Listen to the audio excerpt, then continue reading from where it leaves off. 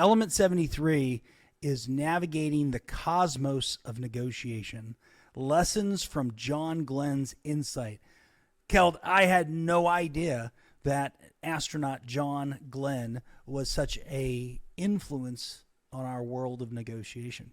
Care to explain? Yes, there's a lot of interesting comments there. And one of the comments is that several astronauts have actually been saying that why I am shot off to space, I'm just sitting there thinking that every piece of this rocket has been supplied by the cheapest supplier.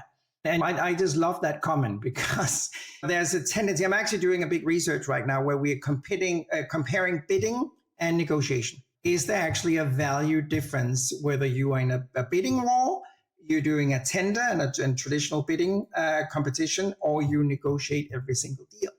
And I was actually inspired by a rather old Stanford study that clearly identified that negotiation was superior to auctions and dash bidding.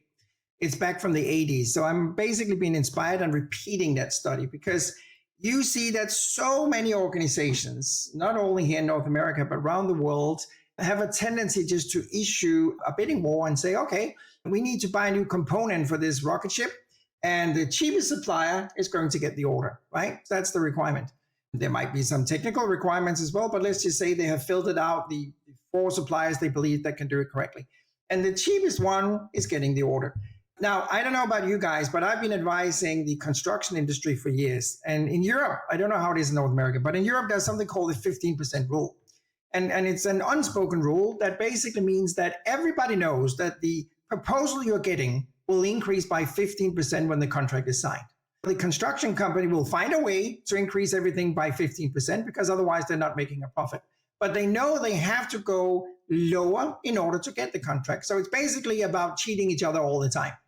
So back to what you said right here, it's really important to understand the risk of cheat. There's actually a book written on it. What is the consequences of cheat for society and for all of us? That is really essential reading as well.